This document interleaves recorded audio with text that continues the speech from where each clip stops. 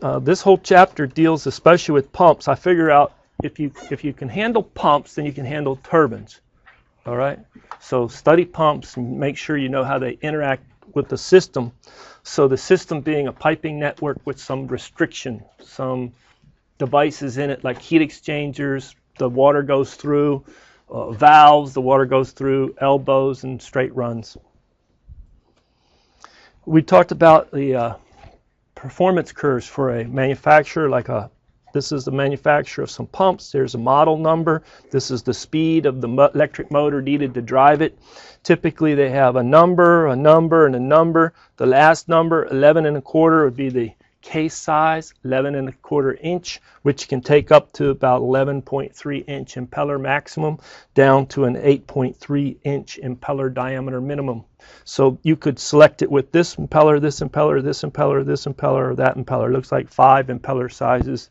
They usually put a last number, 6, would be the suction line in the inches. So the suction pipe diameter looks like it's 6 inch nominal for this pump. And a discharge of 5 inch. Okay? And they even tell you right up here the minimum impeller diameter 8.3, which is consistent with this 8.3 right here. Okay. We talked about these performance curves. They don't take them all the way down, but they could go all the way down, but they don't recommend you use them down in that region, so they don't extend the curves down to the no head maximum flow condition. You have efficiency curves, right? And so it looks like for the large impeller, this is the best efficiency point. Maybe right there is the best efficiency point. This one is the point for the 11 inch. This one for the 10 inch. And so you have a sequence of points that's the best efficiency for your different impellers. You want to be running the pump in that range, in that vicinity. Okay? A little to the right and a little to the left. And usually that's the recommended operating range for the pump. Did we talk enough about the net positive suction head? That's the minimum head to avoid cavitation that you need to, as a design engineer, make sure that you have a sufficient head feeding the pump right at the inlet to the suction line. The suction inlet. Okay, so it's net positive suction head. So if you're going to be operating right in here, I need 16 foot minimum head. 10 foot, 8 foot, 6 foot, the lines just drop straight down. You just extrapolate. It gets a little busy, so they show you extrapolation, and then you continue the line down, okay? And so then that you can tell what you need. So as a design engineer, looks like if I spec'd out a 10 brake horsepower electric motor to go with this pump, it could handle almost every condition except for a little bit out in here. And if I've made sure it had at least 16 foot of net positive suction head available, it would satisfy what was required of the pump, and I'd avoid cavitation. A lot of information on these plots, isn't there? So what is cavitation again? We talked about it early in the semester. It was talked about in like chapter 2. That's right, bubbles form. So a flow, in the flow field, you're moving a pack of fluid. It goes from high pressure to low pressure. In the low pressure, it wants to go into the vapor. And in the vapor state, it would be swept. Those bubbles would be swept into a higher pressure region. They would want to collapse. And when they collapse like a spherical pop. And because it creates a pressure pulse. It's like two pieces of water slapping, you know, pop, pop, or something like that. And you get a pressure pulse. And that pressure pulse interacts with the material. And so do a Google search on cavitation. Okay? And you can see evidence of cavitation problems in pumps, and you can see diagrams where they're showing you, oh, this is where the vapor bubbles form, this is where the vapor bubbles collapse, and they're rotating along the side of the impeller. And where they collapse, it's like a sandpaper or erosion. This is very severe pictures. I don't want to spend the time to blow them up. Hopefully you can see them, but these are pretty severe examples of cavitation problems in pumps. A lot of times it's audible. You got a real problem. It sounds like BBs, marbles, rocks, chunks going through your machinery because it's like pinging, hitting. Okay. Sometimes it's not audible and it's still going on. You can sense it in the performance of the pump. It's not performing as well, but you can't audibly hear it, but it could be happening. So cavitation's a very interesting problem, but it's definitely avoidable. So what they do is they say your net positive suction head, you have two of them. What is required to avoid cavitation, and the pump manufacturer typically tells you what is required, and then you just make sure what's available is greater than required, and you avoid cavitation. So the net positive suction head would be the static pressure. So if you had your pump inlet, you put a pressure gauge right there, it would measure right at the inlet to the pump the static pressure. Turn that static pressure into static head by dividing by rho g. Understand that, right? We'll see you. And then you take and add to it the dynamic pressure, which is 1/2 rho v squared divided by rho g. Oh, let's just write it like dynamic head, v squared over 2g. True? The units of head on that. So you have both the static head and the dynamic head. And that needs to be sufficiently above where it wants to vaporize. And so you measure, you turn the vapor pressure or the saturation pressure into a head by dividing by rho g. And so this needs to be sufficiently above where it would want to go into the vapor. So you subtract that off.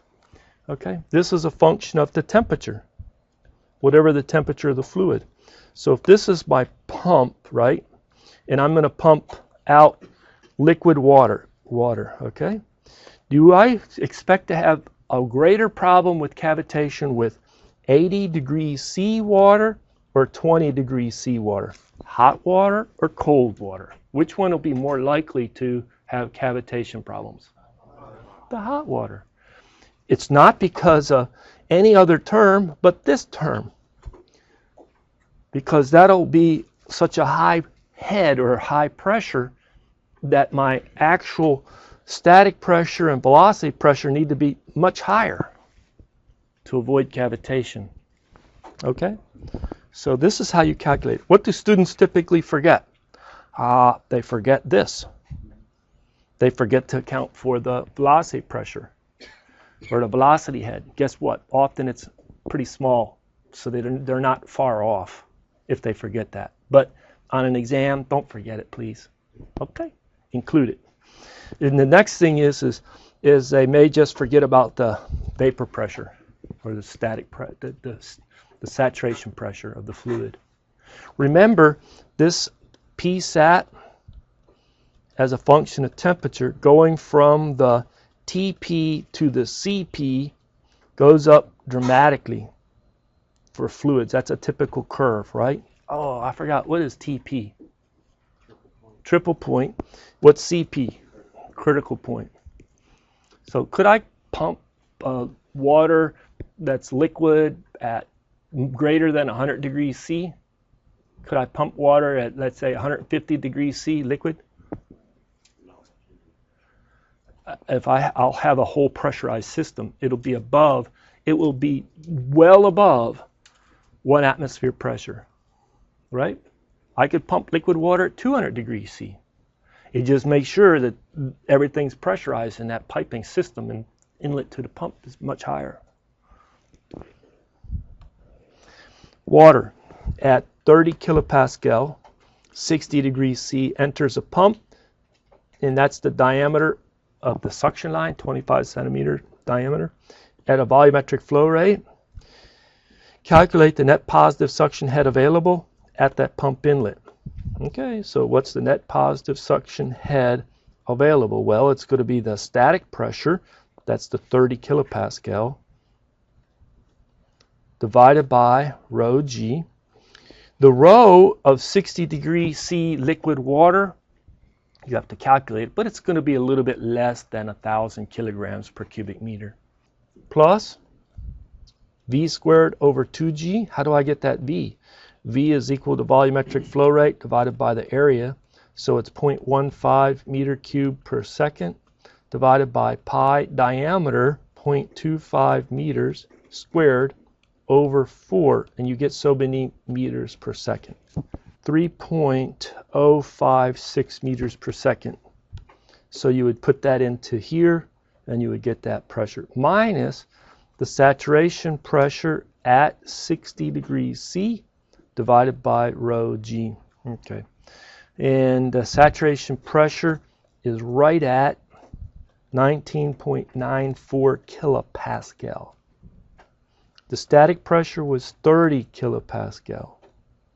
And so the net positive suction head available turns out to be, well, I did it all in kilopascal. 30 plus 4.6 minus 20, all in kilopascal, which gave me an answer of 14.6. Whoops, can't write. 14.6 kilopascal, but then I divided that by rho G to get the net positive suction head available to be around 1.5 meter.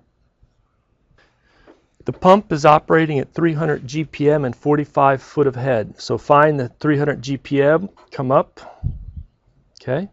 Find the 45 foot of head, come across, and right here is where it's operating, right at that point. What is the shaft power needed to run the pump? Well, at this line, this dashed line right here, that's a 5 horsepower. 5 horsepower or 3.7 kilowatts. Hey, bilingual, right? And this line right here is a 3 horsepower. So you'll have to do some visual interpolation. Typically go perpendicular to the curves, and it's 5 here and 3 here. What's it right there? 4.5. There you go. I'd like you to give it to me the 7 significant digits. Some of the students who give me answers on exams, the 7 significant digits, here's your chance. We're all going to wait for the rest of the class. We're going to wait till you give me this answer to 7. Engineering isn't good to 7 significant digits. We even exaggerate a lot of times when we say it's 3. There's parts of engineering which are very precise, but a lot of engineering is not. Right? Right. Okay. What is the net positive suction head required? Well, this curve, they give it like this. This is a plot going across. It goes down. You have projected over to here. This is the 0 curve, right? 0 feet net positive suction head. This is in kilopascal. So we're going to come up to here. What's it look like? It's below 4. Slightly below 4, right? So 3 something. See, you come up and then you come read across. Wow, that's a straight line, Professor. Did that make sense? A little bit below 4 feet net positive suction head are what's required to avoid cavitation. What happens if they feed it 20 feet of net positive suction head? You're far from cavitating. Congratulations. How about 100 feet net positive suction head? No problem, long as you don't feed it so much that it bursts the casing of your pump. You're good. And I've not seen any problems of pumps burst the casing because of high pressure, too high a pressure on the suction side. Just haven't seen it. Pumps in series. So if you have a pump, then you follow it with another pump, then you follow it with another pump, right? And then you want to combine them on the head versus the flow rate. We'll use Q because the book uses it, but I've been trying to use AV for volumetric flow rate. And let's say the first pump is like this, and then the second pump is like this, and then the third pump is like this. What happens is you add up the flow rates at a given head. So this one would produce that much. Well, you add up not the flow rates. If they're in series, this pressure gain is added to that pressure gain, is added to that pressure gain for the same Q, for the same flow rate through the system, right?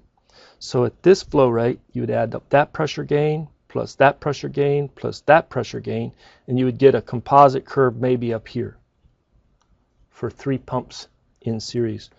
And then as you went through, this pump would stop. It wouldn't produce, it wouldn't help you anymore. Okay?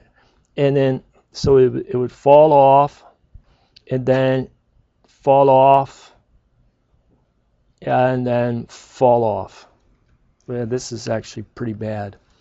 It's got to, how do I do it? It's got to, the drop here has to be the same as the drop from there to there, from there to there. And then the drop from here to here is the same. And then what you're going to be at this point out is the same, only the head of only one is contributing, right? So the composite curve does something like that. Make sense? They're not, yeah, they're useless, and what you need to do is close that valve and just bypass them.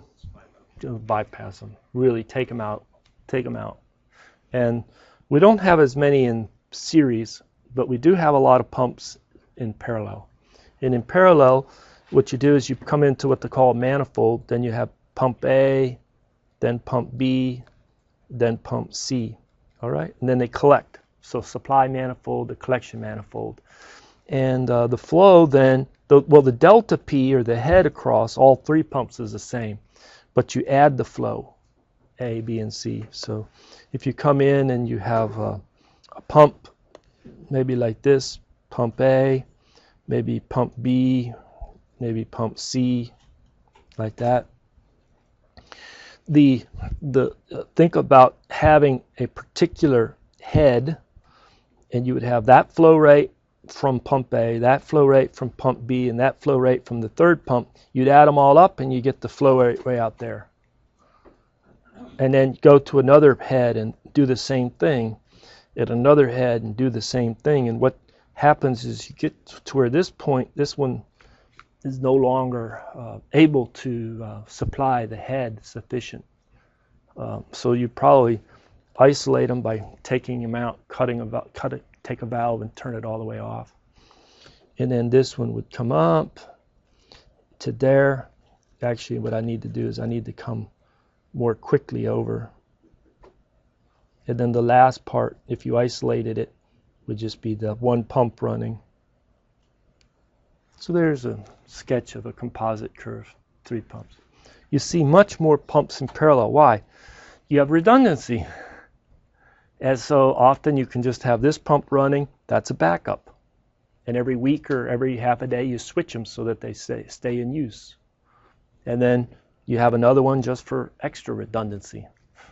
Right? There you go.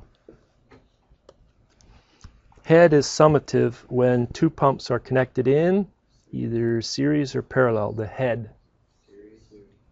Series.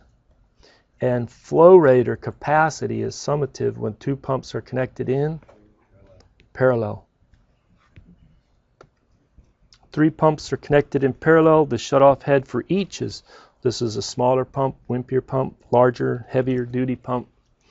And if the net head for this pump system is to be 9 meters, which pump should be shut off and isolated? Pump 1. Pump 1, it's too small. Right? Sorry if I'm going a little fast on those. Okay? Pump curve and system curve. So what we do is we have a pump. This was discussed earlier. And then you come out and you have some system. And typically you can think of the system has some major losses and some minor losses. All right? So the head of the system is a function of the flow rate through the system. How do we model it? We model it by the major losses, FL/D, and the minor losses, K. Then you have, I know that I'm only talking about 1 Q through the system, 1 flow. I'm not talking about branching and splitting and having, flows that are in parallel, pathways that are in parallel. So we just have one Q, and so normally you would think V squared over 2G, right? That equation makes sense? So the system head is a function of the velocity in the pipe. But if you multiply by the area of the pipe, divide by the area of the pipe, square it, what did you just create up here in the numerator? The volumetric flow squared. So instead of just dividing by 2G, divided by 2G area of the pipe squared. And now I have FL over D, sum of the K's. That's the head, system head is a function of the flow rate. And I could plot that for this closed loop. If I put it on a head versus flow rate curve, it's going to go through the origin and it'll be a quadratic. It'll be constant times Q squared. See that? It's a constant, FL over D plus some of the K's, times Q squared.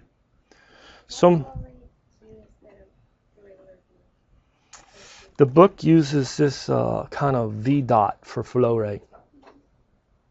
And it's hard for me to really do V dot. And so a lot of books use Q for volumetric flow rate, which is my area volume. It's meters cubed per second, gallons per minute, liters per minute, some units like that, right? What happens if I would have a valve out here? There would be a loss coefficient with that valve, right? What happens if I started to crank down that valve to turn it to shut it off? How does my system curve change? Well, the K increases or decreases? Increases as I close the valve. K increases. The magnitude of that loss coefficient goes up. So how does the curve go? Does it go like this? Or does it go like that? As I close a valve in that system. The first one. It increases the resistance. What happens if you just keep closing the valve? What happens if I close the valve all the way? Which means no matter how much push I give it, the flow rate's always zero. Right? So it's kind of the limit. Okay. So what you do is you get a system curve as a design engineer, and then you go out and say, well, for my system, I now know what the resistance is everywhere, and I know it goes as like this, and I really want to get this many GPM over to this coil. I want 50 GPM to that coil. Okay? That means I'm going to have a pump that's going to be able to push it. So I'm going to get a pump. Now, if I get a pump that's like this, whoa, I put that pump on there, maybe I get 75 GPM. I don't need 75 GPM. It's too big of a pump. If I get a pump like this, oh, I only get 30 GPM. It's too small of a pump. I need to get a bigger pump. I get the right pump. So you get the right pump such that for that system, they intersect at an operating point, giving you typically what you want is the right flow rate to the device. You want some Q to that device. Okay? All right. So that's how you match or put the pump curve and the system curve together. I want you to do this. I'm going to pause. I want you to label everything on this axis. All right? So A through G, label everything. I know it's just a memory recall, but it'll be a good exercise for you. All right, so your axis for the flow rate starts at 0 down here at the origin and goes up, up, up, Q. Okay? So that's A. The axis for the head starts at 0, goes up, up, up. That's H. So that's B. All right. What's the shutoff head? Well, right here is that head, which is maximum for that pump, which is the shutoff head. So there's C right there. What is a free delivery? Well, you're not going to get any greater Q, any greater flow rate. So that's D right there, right? What is the pump curve?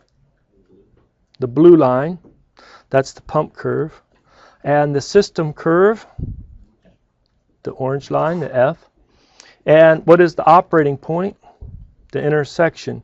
So what it says is, if you put that pump with that system and let it run, it'll go at steady state to a flow rate right here, let's call OPT, the operating flow rate, so many gallons per minute, so many cubic feet per hour, whatever. And then it'll have, what is this? How do you interpret that? That's the head that the pump will produce, as well as the head that the system will have a loss as I go in that loop. Remember Kirchhoff's voltage law? Some of the rises, some of the ups and downs around the loop. And so what we have is we have a pump and we have going in a loop, right? But I have thrown you a little bit of a curveball here, because what about this system curve? Okay, does it go to the origin 0, 0? How in the world could I get a system curve that doesn't go to the origin?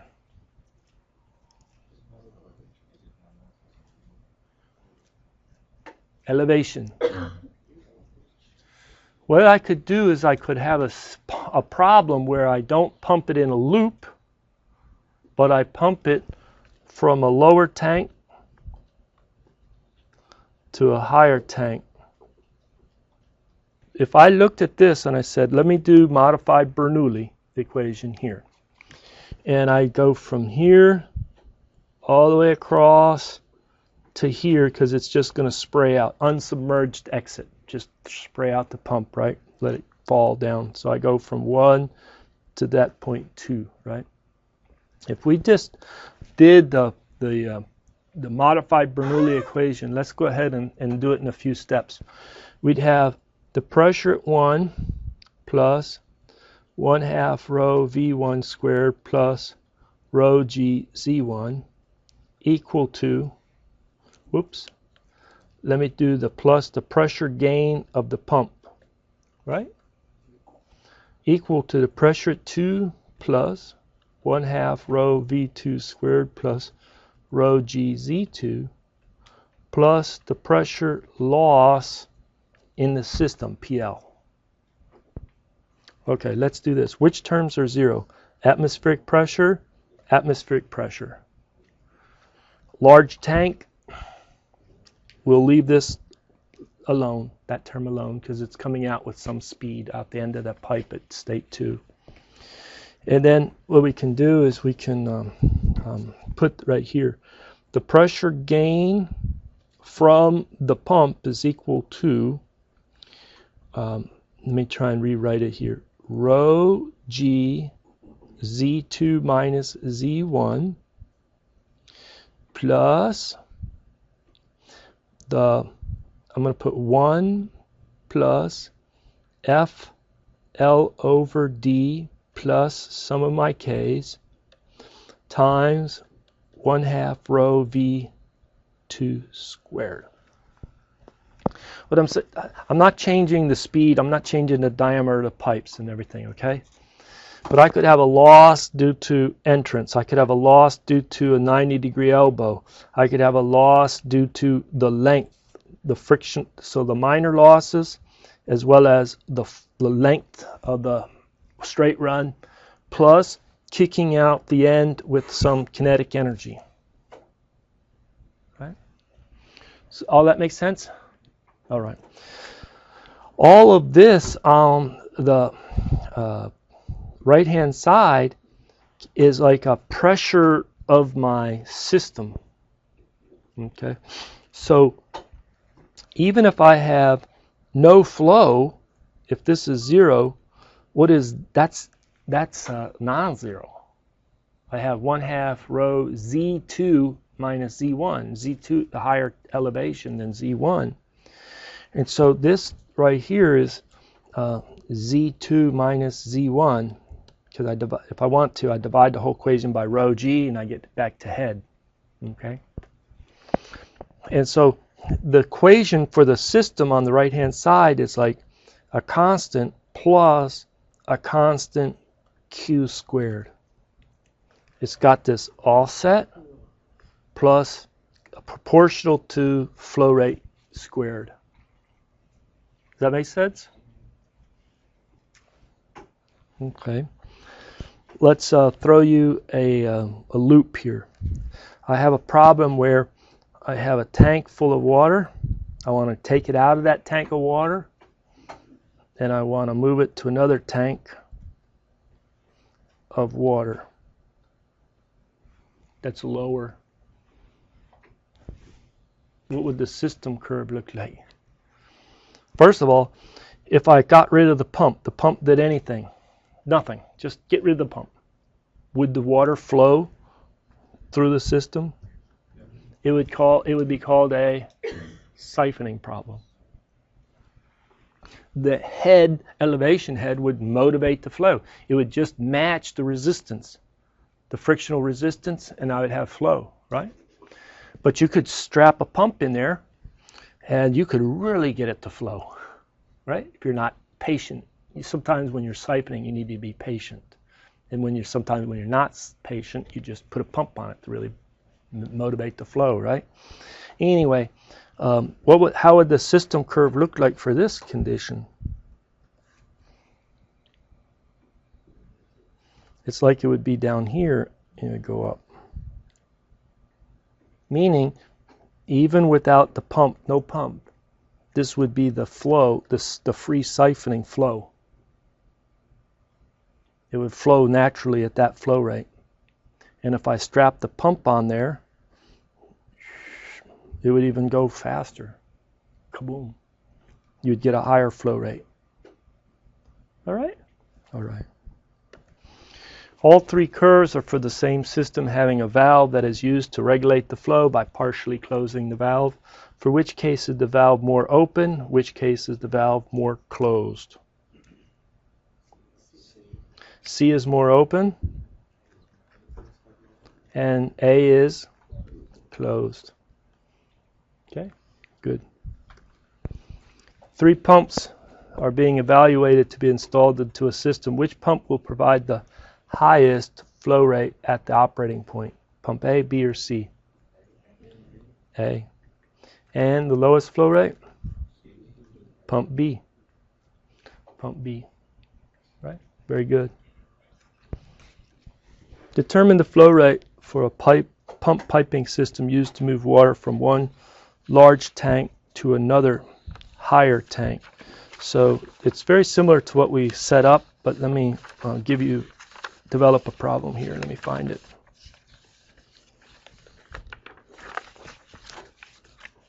All right. So we have a problem where we have a tank, fluid level, take it out the bottom of the tank, put it through a bend and some elbow, a restriction or a valve. This is a valve. This is an elbow, E-L-B-O-W, sorry. And this is an entrance to the pipe system, entrance. And then we go into a pump, go out, do another elbow, go up, and discharge into another tank like that, okay? But it's not a submerged discharge, it's unsubmerged. Or you can change it up. If I bring it like this, stop right there, and the water level's up here, it's a submerged discharge problem, okay? Let's do submerged discharge. Okay, now, what am I going to do with this problem? How am I going to model it? Modify Bernoulli, go from a point that you know the pressure at to another point that you know the pressure at. Go through fittings, restrictions, straight runs, pump, all the way to right there. So that's 1 to 2, true? Can you identify? There's a loss coefficient right here for that entrance. If it's just a flush, sharp-edged entrance, loss coefficient K is around 0.5. 0.5.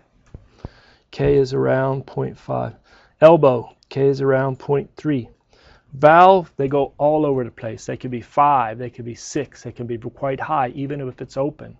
Some valves, like a ball valve, when they open, they're what they call a full port. You can look right through them, and it's clean. It looks like sidewalls of the pipe. Those have some of the lowest fully open settings. But the ball valve, you don't ever want to use for throttle. Is all the way open or all the way closed. Don't use it to throttle the flow. It'll erode. There'll be bad separation inside the valve and erode it.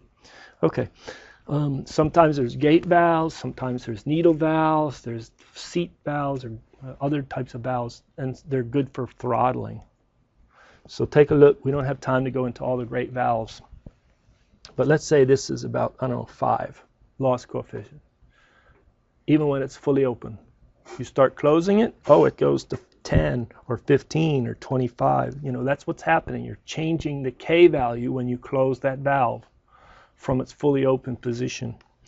Sometimes they'll even tell you, oh, your fully open position K is this, your 3/4 closed, half closed, blah, blah, blah.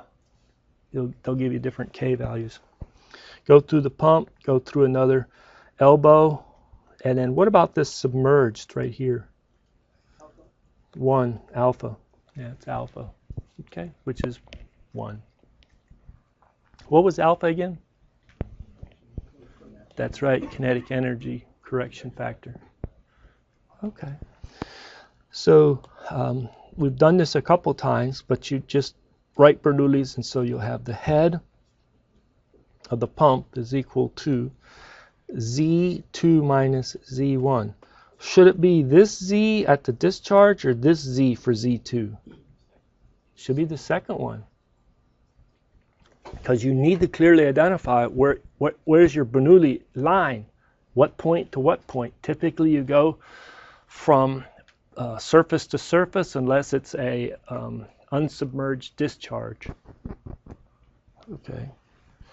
And then what we're going to have is we'll have, in this case, you don't have a 1 for the velocity at 2, but you'll have a F L over D plus sum of all the K's times the Q squared over the 2G A squared.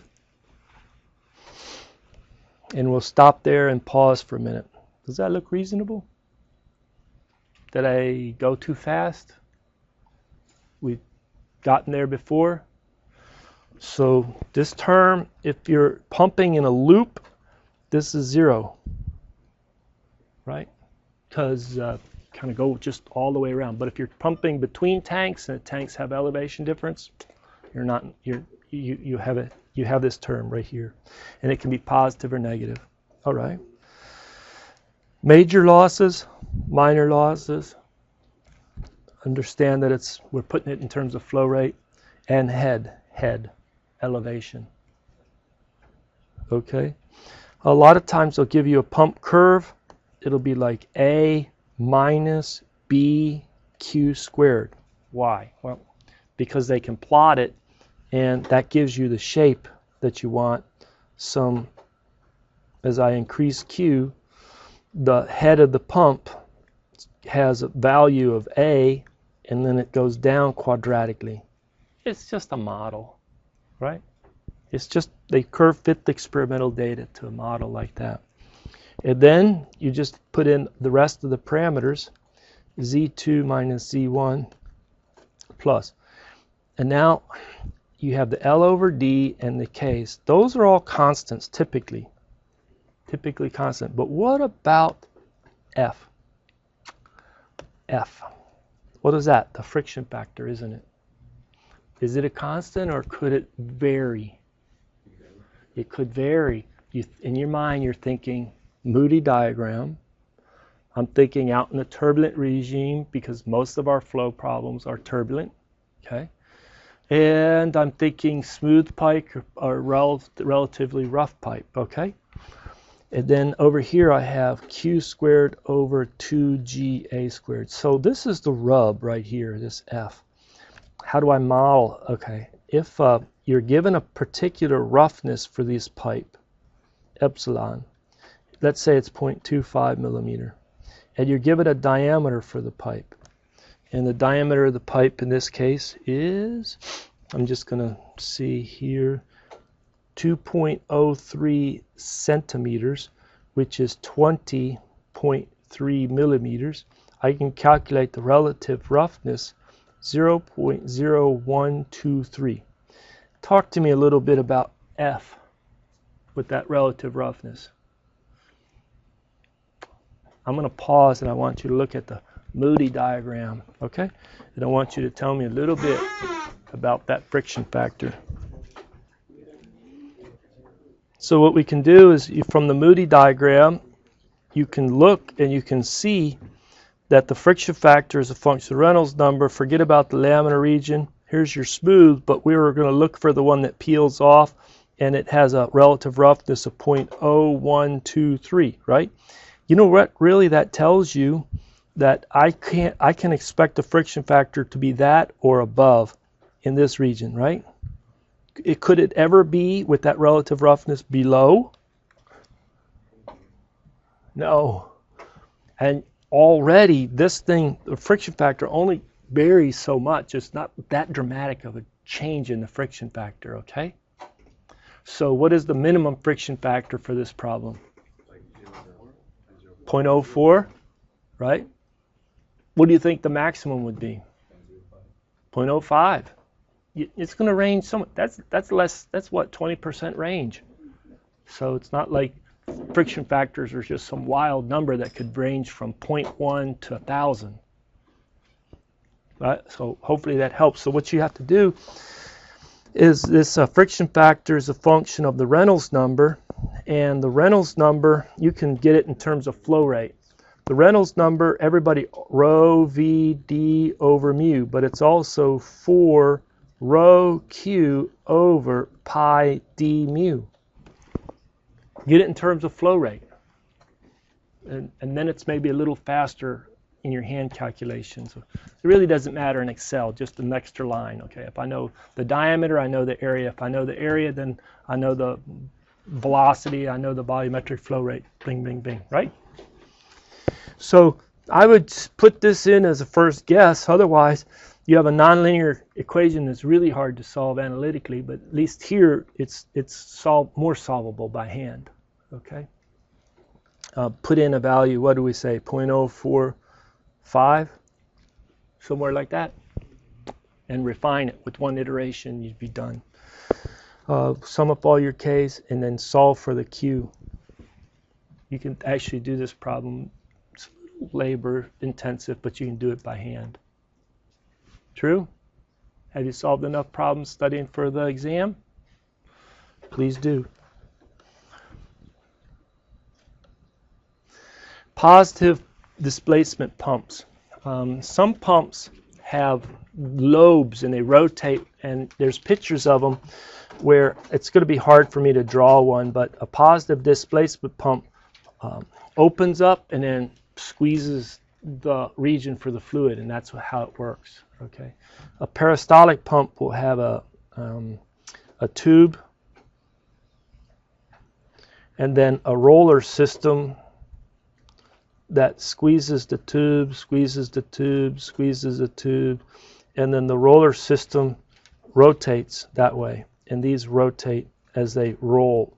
Okay, so it rolls and squeezes this tube, squeezes that tube, so it grabs a certain amount of fluid and just sort of rolls it through. Peristaltic pump.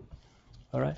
What's a characteristic of a peristaltic pump or a positive displacement pump is that it delivers this flow rate Q no matter what the head is.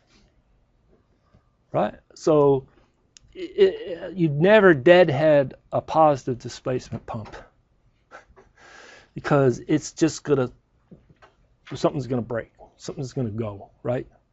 It wants to deliver that Q no matter what the head is. So there's your system curve for the peristaltic. If I change the rotational rate on this, it moves the flow rate over. Change the rotational rate, moves the flow rate over.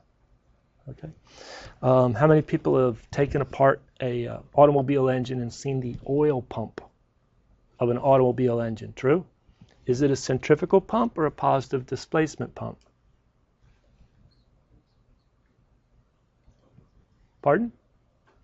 Positive displacement. Look at that oil pump next time, okay? That you're inside of an engine.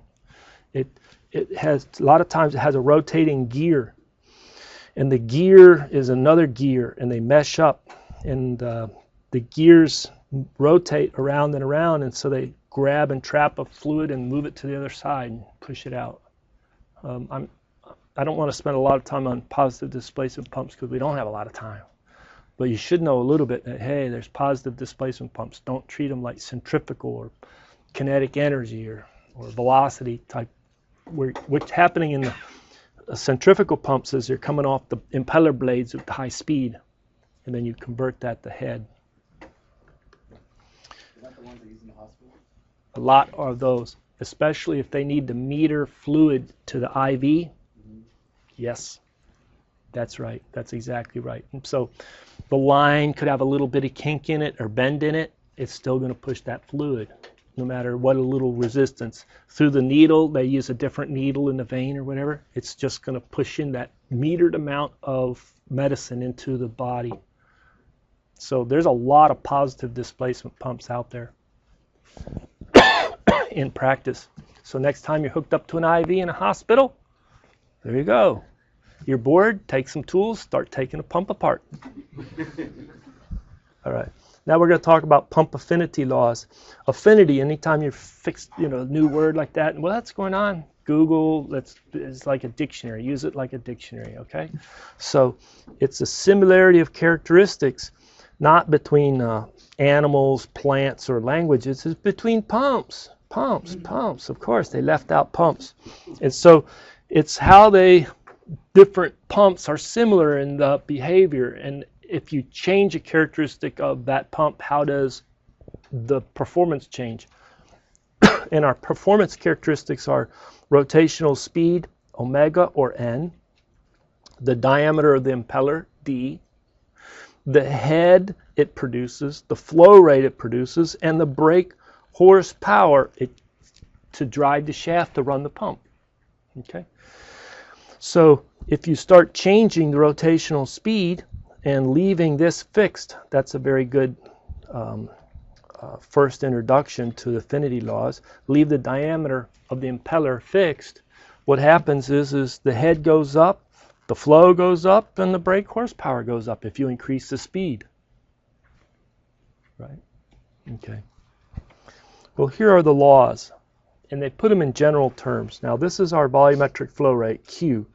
And if I could show you, it's proportional to the speed, omega, and it's proportional to the diameter cubed.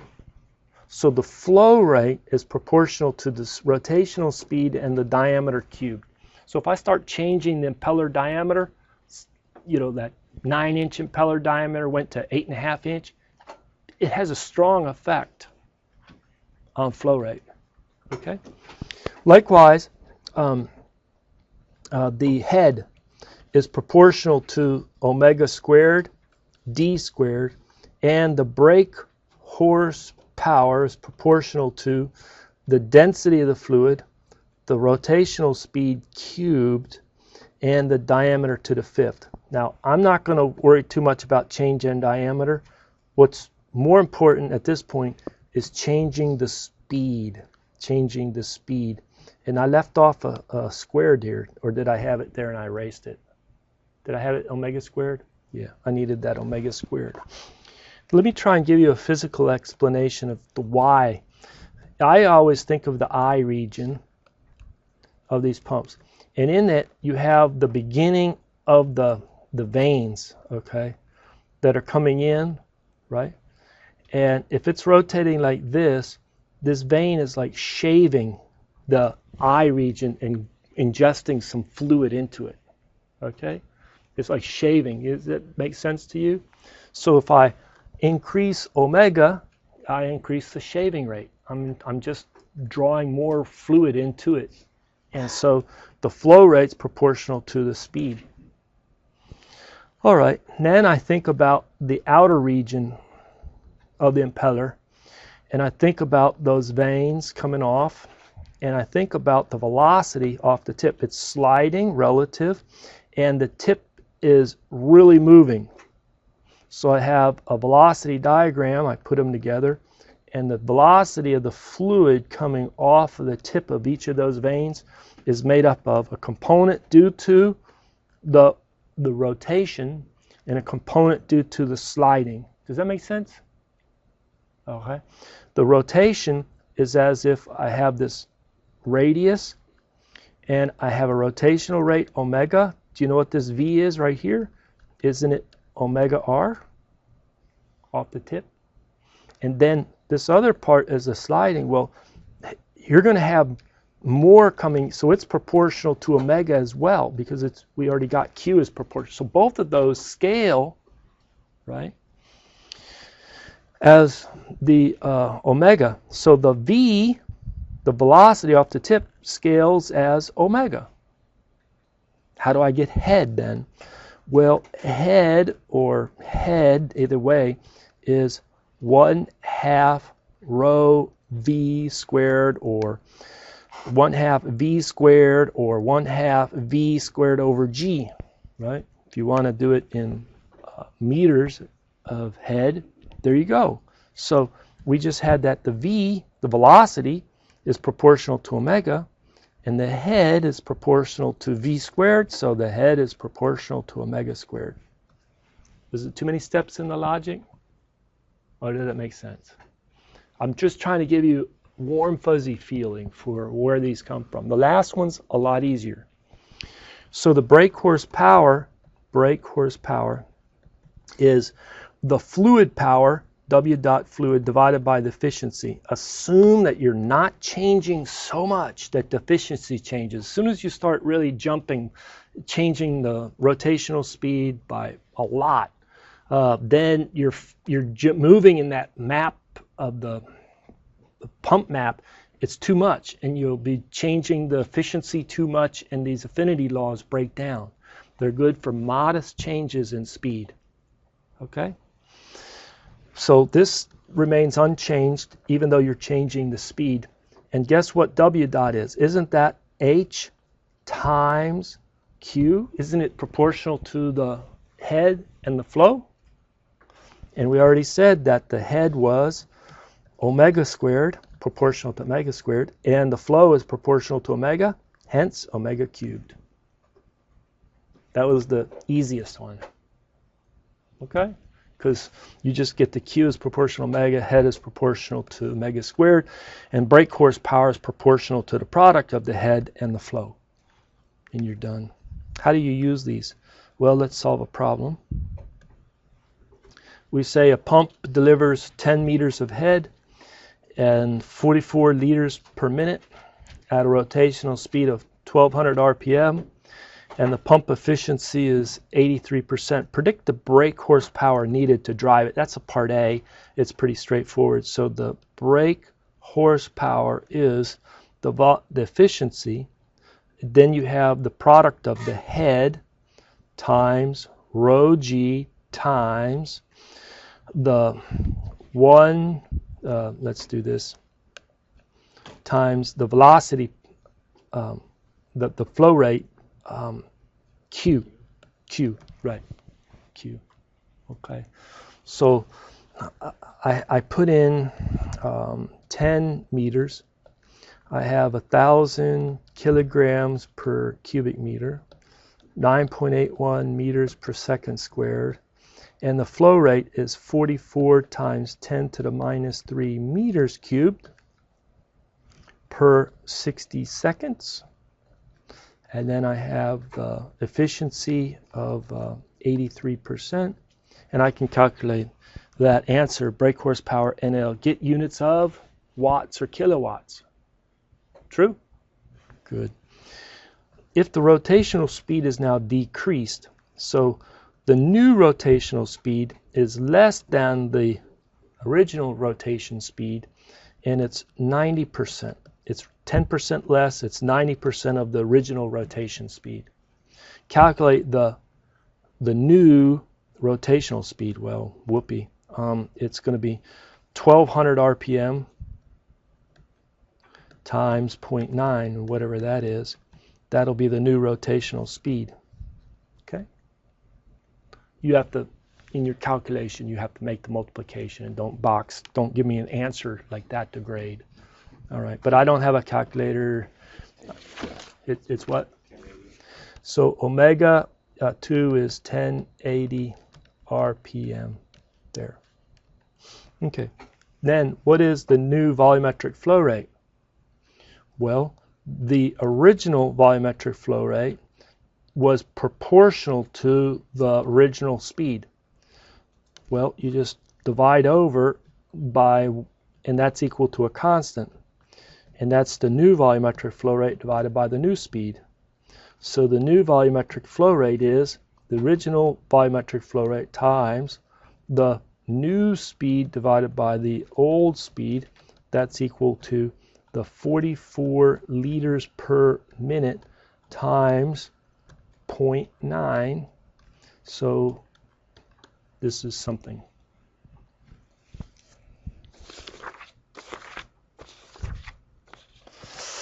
$39 liters per minute. So we had a 10% reduction in the speed. What reduction in the flow rate do we have? 10%. Okay. How about now the pump head? The same type of discussion. The head original divided by omega 1 squared is equal to the head new divided by the new rotational speed squared. So H2 is equal to H1 times omega 2 over omega 1 squared. So it's 10 meters of head times 0.9 squared. So the head is equal to 8.1 meters of head, right? So it went from 10 to 8.1. So a 10% reduction in the speed led to a 19% reduction in the head. Okay. And then the last, the brake horsepower new is equal to the brake horsepower original times the 0.9 rotational speed cubed. And so it was right here, the brake horsepower original was 86.7 watts, and the brake horsepower new is equal to 63.2 watts. So this is equal to 0.729, so 73%. So there was a 27% reduction in the brake horsepower. This is all for modest changes, the affinity laws. And one of them you assume is the efficiencies are the same between the 2 points. You're not changing the efficiency. Okay? All right.